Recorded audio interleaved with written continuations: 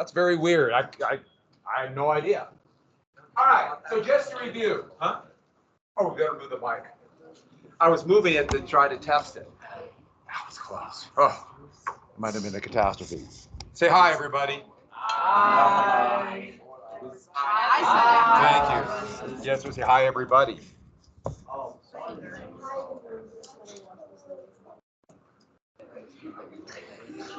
Just a little treat for the viewing audience. The wrath of happiness. Okay. It translated that as the round of happiness, Washington. I'm trying to figure out why the round of happiness, Washington. All right, so let's review. Who was elected president in 1848? Taylor. Zachary Taylor. What was his nickname? All rough and ready. Oh, rough and ready. And who made this last night? Was it yummy? I showed you this, didn't I? I know, I probably shouldn't do it again. You guys are already getting hungry. Did you notice it's Polish? You know it's good. I don't want to know what type of meat that is. It looks like chicken and turkey. It could be anything. I've been waiting for this also. Yes. All right, next. Who was the what Democratic nominee was Lewis Cass, who looked like a toad? What was the idea to let the people, the people in the territories, decide about slave codes? Popular sovereignty, which is another name for majority rule.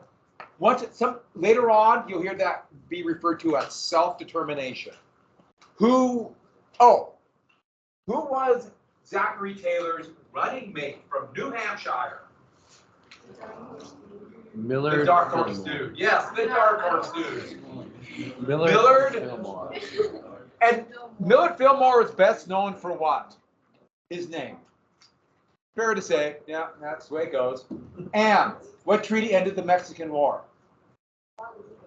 Guadalupe Hidalgo. And what do they call that area the United States got from Mexico? And what said no slavery in the Mexican Cession that passed 42 times?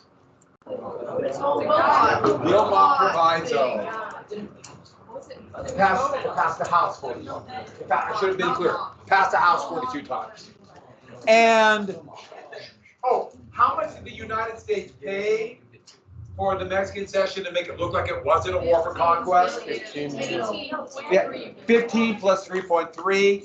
And the thing is, of course it was a war of conquest. Everybody knew it was a war of conquest.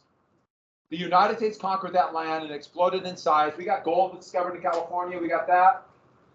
Did I show you this picture? Did we get the 49ers? So all these people came, and here's the big thing that happened with that. All these people came to California all of a sudden, out of the blue. And this is still massive territory, still operating basically under the Mexican laws, because the United States has not established any kind of territorial constitutions, and they want to become a state by the end of 1849. They had more than enough people in California. What kind of state? Slave or free? They're still operating under the Mexican laws. Slave or free? Free. And the Texas annexation, Wilmot, everyone's already on edge. Southerners are freaking out, and now California's a free state. It's like someone exploded an atomic bomb. They saw that as a direct attack on their very way of life, their wealth, their society.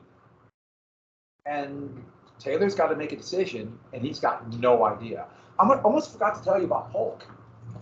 So Polk, remember, he ran one term. So by February of 1840, get my years right, 1849, he's still president, waiting for the inauguration of Taylor. He's ill. He's sick. And at Taylor's inauguration, he's really sick. He went, but he's sick. And he died less than a month after.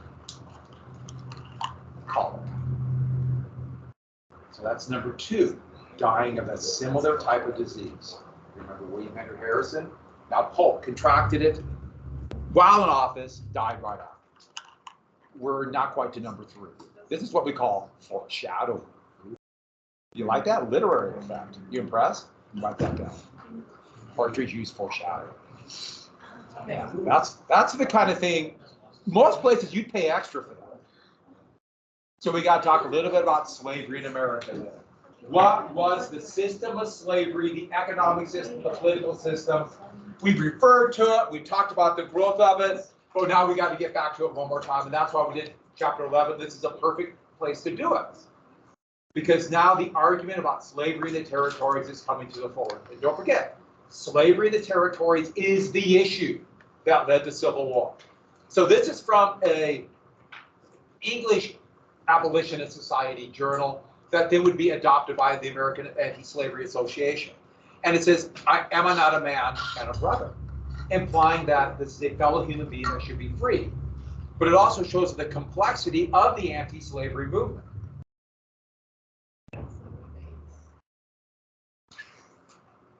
That's your kind of music? Yeah. So, should I ask him to turn it up?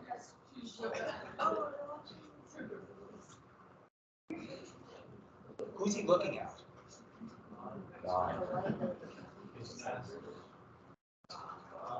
Somebody to free him is not God. What? White people. So there's an element of racism built into that. Can't do it themselves, it's got to be white people. And so it shows the complexities of the abolitionist movement.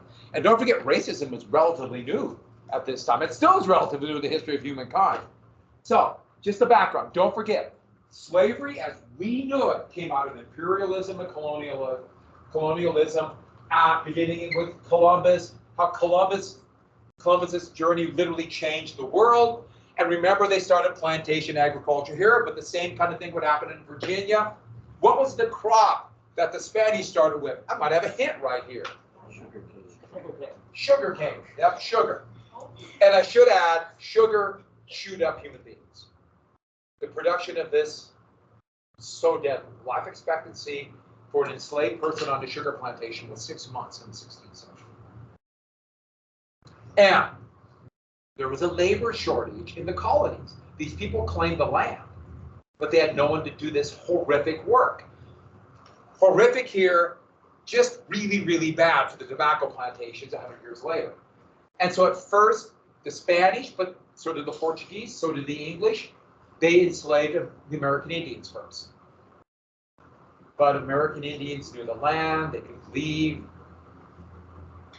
They weren't shocked by the trip over. And one more thing, what happened to most American Indians?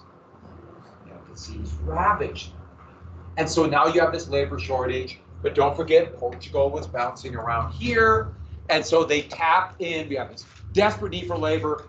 They need to make money off of this, especially once Spain started fighting wars all over. English had to pay back for joint stock companies.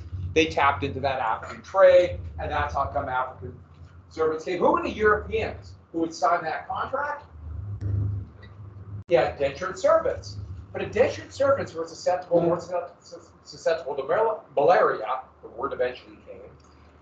And they're going to be free in 7 years and demand at least some rights. There was advantages to African slavery, even though African slavery was more like indentured servitude there. And so this kind of shows how Africa was divided. You have the two different areas by the 1600s of people being forced out of Africa, from West Africa to the New World, East Africa to here. And they just tapped into that existing trade. Not because Africans were considered to be slaves, it's just because there was that existing trade, and it worked out with Portugal bouncing around this way. So a couple more things. Remember, 1619 is the year we know for certain that the first slaves were brought to an English colony. 1617, there's a very good chance that they would arrive there, but we're not 100% certain. And so that's my picture for the first slaves being brought in. This is one of the many kind of weird pictures about Bacon's Rebellion. Remember, that's the key element where you have a lessening number of American Indian slaves, African slaves, and indentured servants, which are slaves until their contract is done.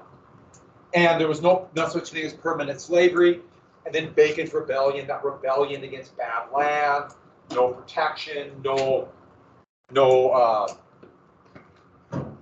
representation in their government.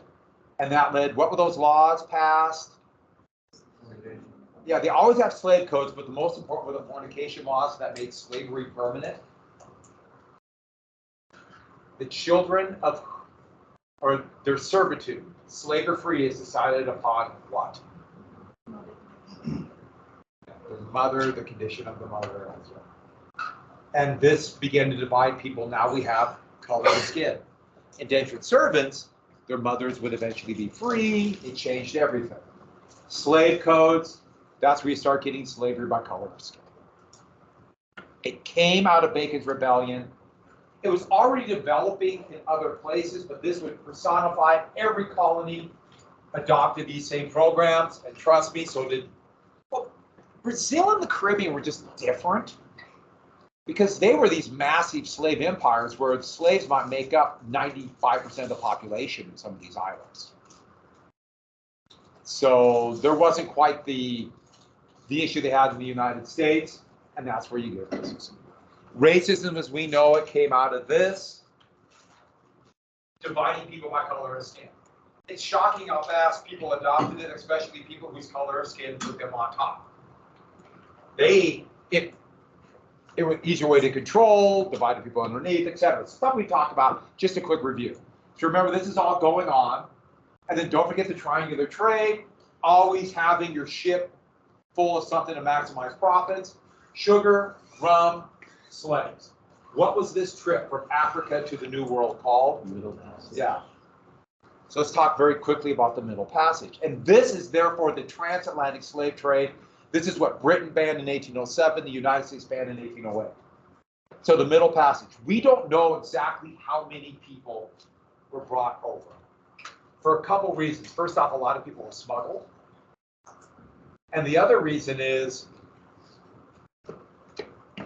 they might record the numbers here, but we have better records of when it got to here or here. And it doesn't count how many people died along the way. Does that make sense? It doesn't count that. But there's actually a new branch of historians who are looking through records from remnants of these old slave forts, and they're finding some amazing stuff they just had never looked before. And so they're actually coming up with more accurate numbers just in the last couple of years. So it's a really new, interesting field of history.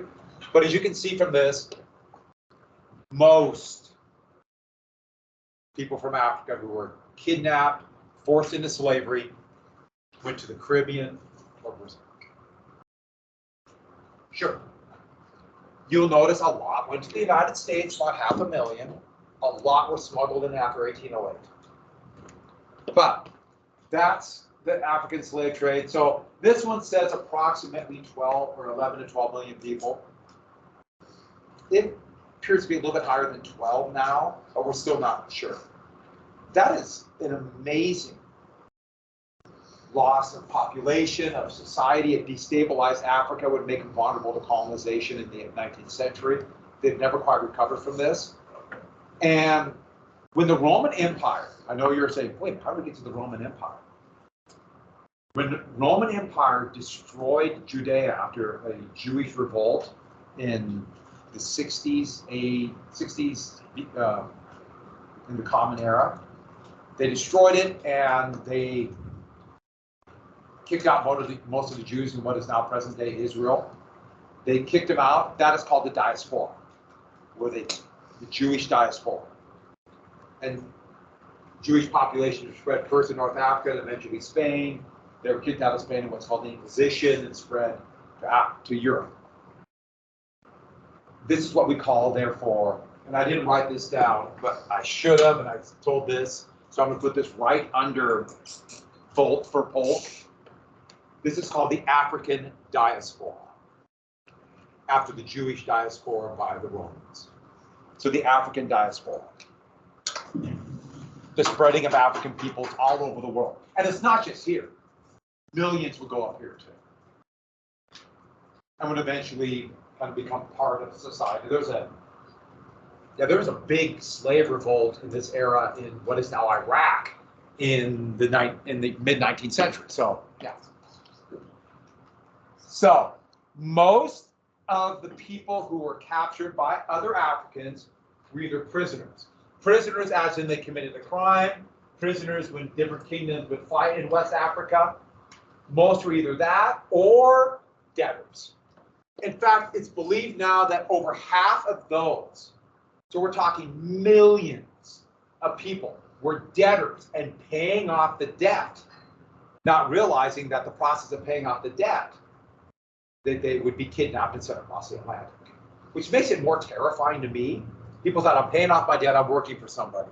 By the way, what does that mean? Most of these people in Africa were very close to indentured servants. They didn't have a contract, but they were indentured servants. Most slavery at this time was more like indentured servitude. And so here are trains of people who were either captured in war, prisoners, or debtors. Remember, indentured servant, you're a slave to somebody until you pay back your debt.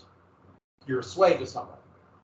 And here's these trains from the interior of West Africa, so places like today, Ghana, Cote d'Ivoire, Ivory Coast, etc., being sent to the coast. And brutal, chained up. This is trying to show the brutality of it. That's a man about to be executed for trying to run away. It's a little more complex than that. Most of them, they thought, okay, I work for a few years, my debt will be paid off. Little did they know that they would be sold to Europeans offshore. There's really no natural harbors, so they set up these slave forts. This is one set up by the Dutch right here. Sierra Leone, for example, was known for a British slave fort, etc.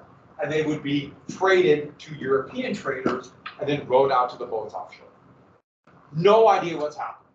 And in fact, they do a couple things very consciously. So they would bring people from different languages to the coast, and then they would mix them up.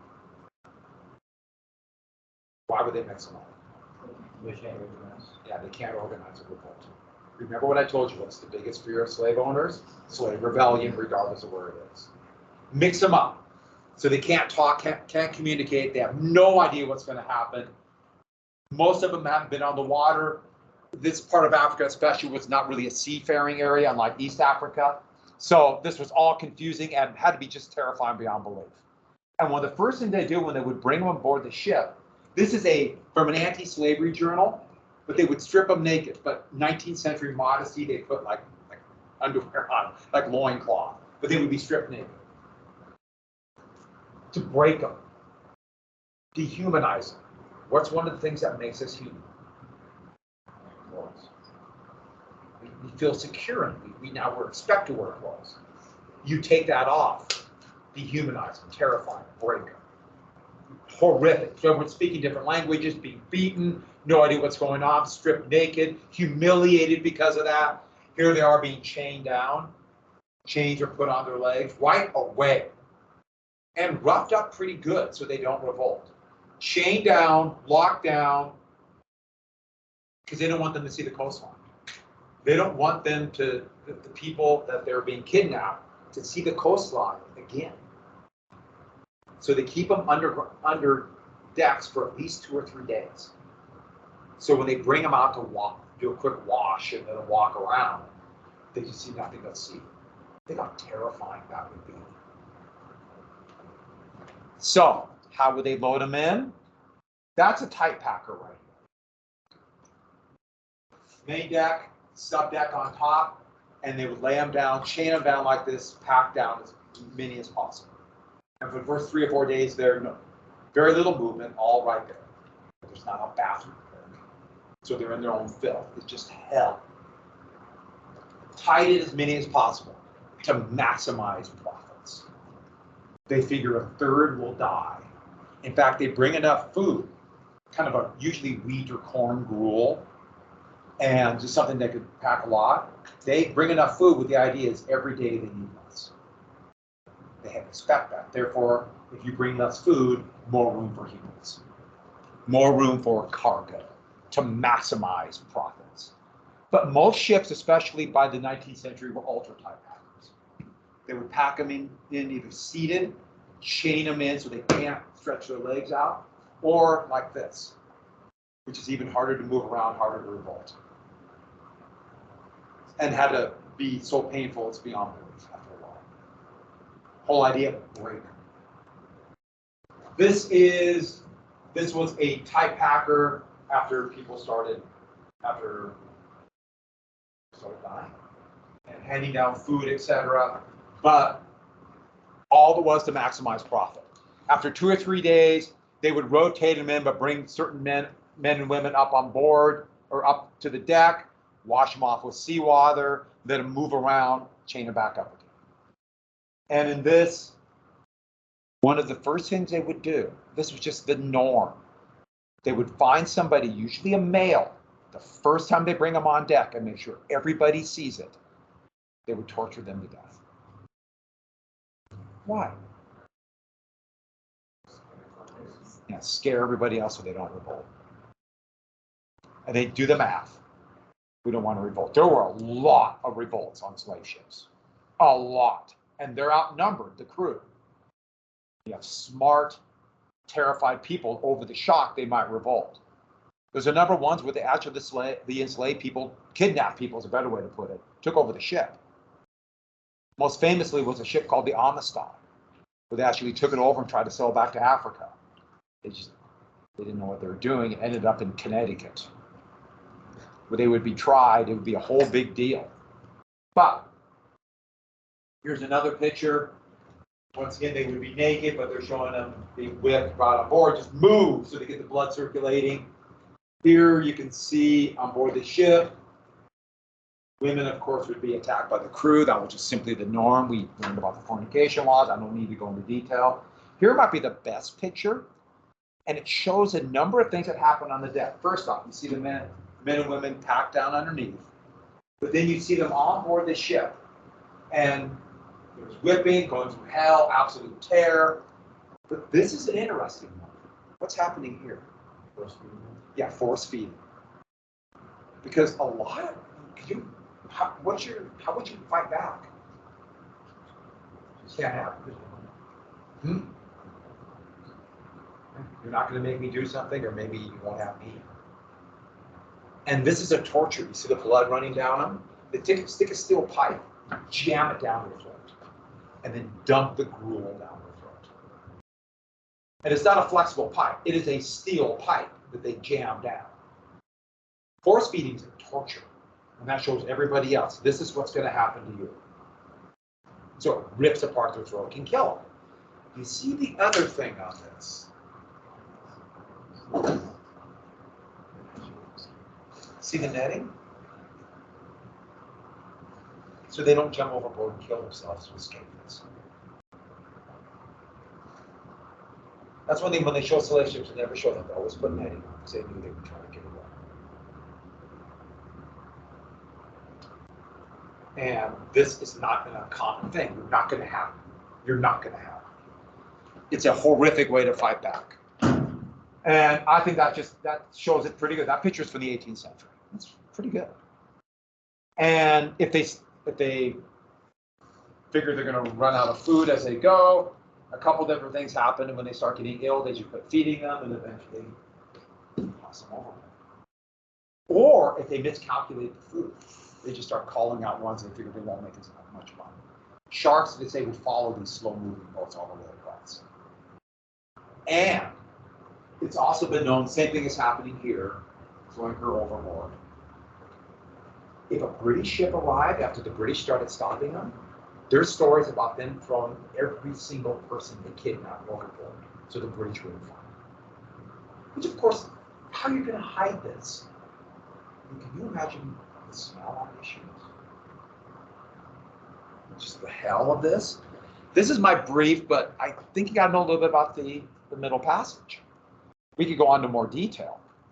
This is one of the things where the US and Britain could say when they banned it, see, we're no longer involved with this. Aren't we noble? Aren't we good?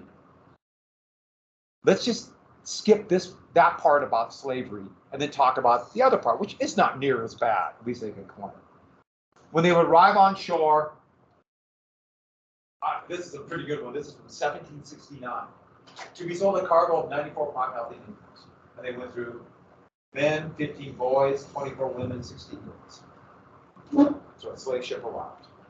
And they would come in and they would, here they are, testing them. They would go through and look at for bruises, etc. They're chained, so they have scars, blood marks all over. And so they would rub them down with lard. They make it look shiny and hid the scars from the chains. I don't know how it seems like it wouldn't, but this would. Here is forcing them to dance so they could show how healthy they were after they got off the boat. I know that's kind of a weird, the picture looks weird, but that's what they're doing. And they would line up and sold. And we'll watch a couple things about this on Friday. There's a slave market on Fort Augusta, but in 1808, the United States banned the slave trade. We said we're no longer going to do it. Remember, Jefferson originally thought diffusion, as in you get rid of, lower the percentage of slaves, and it'll go away. Now that's going to blow up in their face. And this shows how something amazing, though. Here's the United States when they banned the slave trade. There's still a lot of people being smuggled in. What they would do is, they said, no more importation from Africa of kidnapped people, but you still could import slaves. So they would buy slaves from Cuba and ship them overboard. But more commonly, a ship from Africa would come and they would make up false names, false book for the people on board saying they're from Cuba, but they're really from Africa. So they can act like they're not doing it anymore. And you'll notice this went all the way up until the 1850s. Why did it stop here? The British started getting much more aggressive and stopped. Britain has a lot of problems. We can blame them for a lot of things, but at least you can see that as one indication. This is from an anti-slavery journal. This is the whole document to show how the tie packers work. One more thing, two more things, and then the Industrial Revolution took place. This is stuff we've talked about. We got it tied together with slavery. The demand for cotton exploded. When they wrote the Constitution, they sincerely believed that slavery, this horrible institution that they knew was immoral, would go away. But after the Industrial Revolution, now it became too profitable. Cotton for the textile mills. Real money began to be made. Real money. A couple more things really quickly. What is the cotton gin? Oh, let me phrase that. Who invented the cotton gin? The same guy did interchangeable parts with muskets. Do you remember? Yeah, Eli Whitney. I heard a few people say it. Eli Whitney. Eli Whitney. If you didn't, you got to write that down. I didn't type it down there. Eli Whitney. He actually almost certainly stole it from slaves in South Carolina who were trying to figure out ways to make their job easier. Cotton comes in a seed, and the seed, you have to pick it when the seed begins to crack open. But then you have to do it by hand. Crack open the seed on the short fiber cotton. Short fiber cotton is the cotton that grows in most of the areas where you grow cotton all around here. Here, long fiber, it's the cotton. Cotton actually sticks out of the seed. It's really easy, but that only grows on the coast. And so think about that process. Crack open the seed, pull it out. There's going to be seeds. And so you have to have someone pick it through, and a lot of manpower. Lots of people doing this over and over again. What the cotton gin does is this: you dump the cotton in, and it's got bristles on this roller, and you roll it, and the cotton goes around on this roll, and the bristles rip the cotton from the seeds. And then you keep rolling it for a long time, and the seeds will work its way and drop down at the bottom. And then out here comes cotton fluff. There's also some brushes right here, one more brush through to knock out the little bits of seed. And so instead of a bunch of people by hand doing this, 10, 20, 30 people doing that, you just have one person turning a crank and get bigger and bigger cotton gins. This is exactly how they do cotton today. Now it's bigger, and obviously they almost all have electric engines, but they do that wherever they grow cotton. United States, Egypt, India, wherever. And the cotton gin did not create the demand. The cotton gin met the demand. Some people say the cotton gin allowed for cotton production. No, the cotton gin met the demand from the Industrial Revolution. They needed to sell the cotton or there's no use. But now, if this could do the work of 10, then 100, then 1,000 slaves, real money can be made. And that's what you have to get down. Do you remember that term I told you way back when in the Industrial Revolution, where you can get more production per worker? Do you remember that term? And that's what machines did.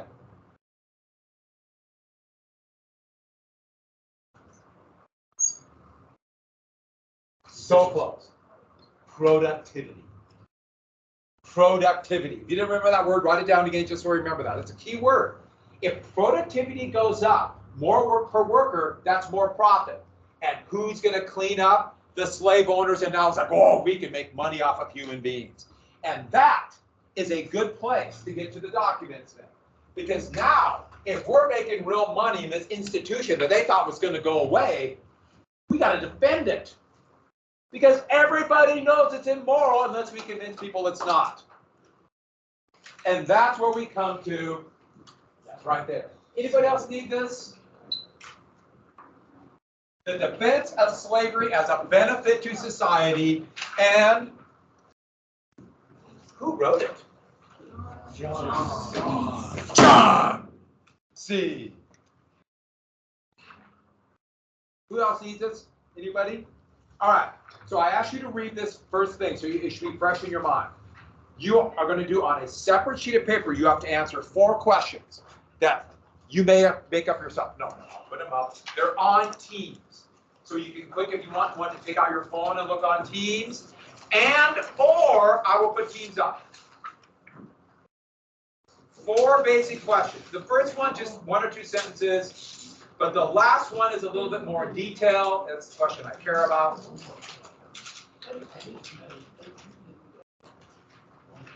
Give me a sec.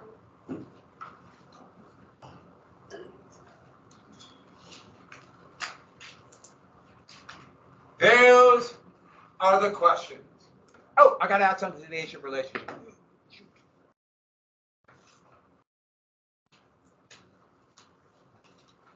Give me 1 sec. Do you ever take out a sheet of paper? I'll give you time to do this right now so I can answer any questions.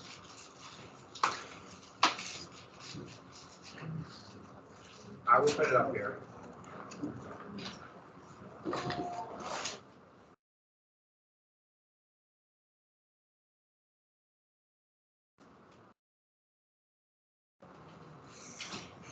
How do you spell ancient? Oh, there it is. Back. Yay. All right. For the first 3, just a sentence or 2. Just give me an explanation of what it is. But for the last one, how was slavery beneficial to society? Write like a short idea.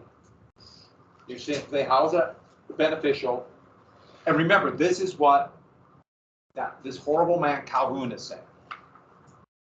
And then give me an example of it. And then what does that mean? What is the outcome of this? And don't just write down, it will lead to civil war. No, we're talking about Calhoun's argument. What does that mean at the time? 1844, remember, he wrote this about Texas becoming a protectorate of Britain. I have no idea why I shut the lights on. Come on. I'll give you time right now. Work on it right now, so if you have any questions. Yeah. Yeah, it talks about ancient relations. Ancient relations.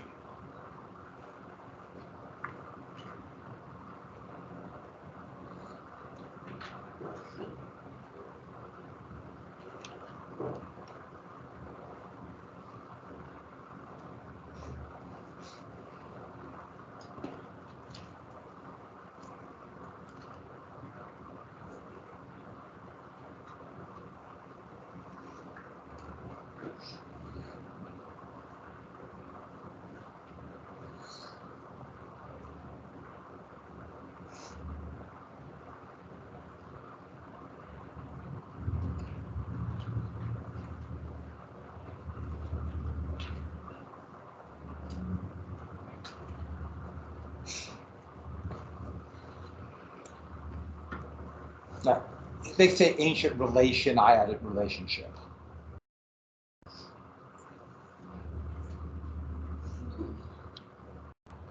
Now, this isn't necessarily in order. Remember, I asked you to read this before, so you just have to go back.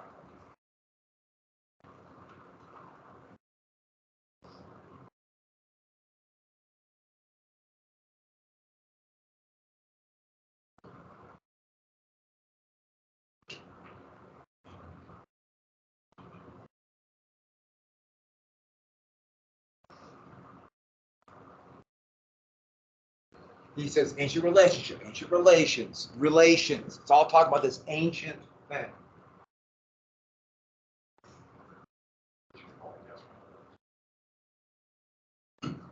We're not going to film you guys working.